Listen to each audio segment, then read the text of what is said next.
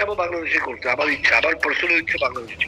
এই একটা টুর্নামেন্ট করতে আমাদের ধরেন লাগে প্রায় $1 মিলিয়ন মতো। আমাকে ফাইন্যান্সিয়াল গ্যারান্টি দিলে দিয়ে দিব, পরে ফাইন্যান্সিয়াল গ্যারান্টি না দিলে টুর্নামেন্ট করে আটকে যাবো। হামজা চৌধুরী বাংলাদেশের ফুটবলের জন্য কতটা আশীর্বাদ সেটা হাড়ে হাড়ে টের পাচ্ছে বাফুফে।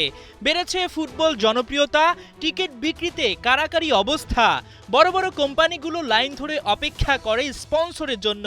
সেই সঙ্গে তো ফুটবলে উন্নতি হচ্ছেই, ধাপে ধাপে প্রবাসী ফুটবলারও ভিড়ছে লাল সবুজের পতাকা নিচে।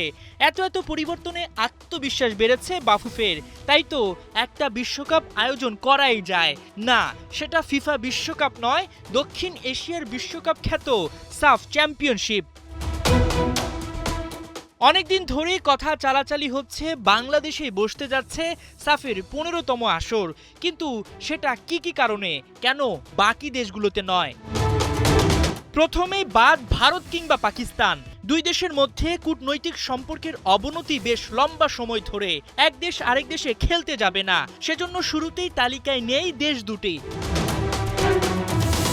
আয়োজক হিসেবে পিছিয়ে নেপালও।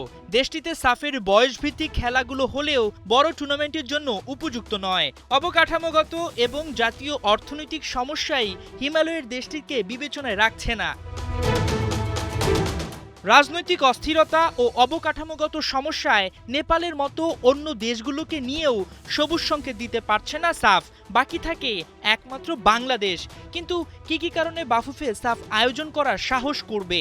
প্রথমত আমরা আমাদের দর্শকদেরকে আবার স্টেডিয়ামমুখী করতে পেরেছি অত্যন্ত সফলভাবে, আলহামদুলিল্লাহ। So I think it's a great signal. এরপর আমরা যেটা প্রমাণ করতে পেরেছি যে আমাদের টিকেটস আমরা স্মুথলি এবং সাকসেসফুলি সেল করতে পেরেছি এবং একটা ভালো রেভিনিউ এসছে আমাদের। তৃতীয়ত আমি যেটা মনে করি যে আমাদের বাংলাদেশে আমরা ভালো স্পন্সর্স এবং পার্টনার্স আনতে পেরেছি আমাদের ডোমেস্টিক খেলাগুলি। সবচেয়ে পজিটিভ ব্যাপার, সাফেরও আগ্রহ বেশি বাংলাদেশে আয়োজন করা। আমি চাবো বাংলাদেশে করতে, আমার ইচ্ছা, আমার পার্সোনাল ইচ্ছা বাংলাদেশে। তবে আগ্রহ থাকলেই তো হবে না, আছে চ্যালেঞ্জও। সমসাময়িক ঘটনায় বাংলাদেশে সাফ হলে ভারতের অংশ নিতে গড়িমসি দেখা দিতে পারে। তার চাইতে বড় সমস্যা আর্থিক। অনেক ফাইন্যান্সিয়াল রিকোয়ারমেন্ট আছে। এই একটা টুর্নামেন্ট করতে আমাদের ধরেন লাগে প্রায় $1 মিলিয়ন মতো।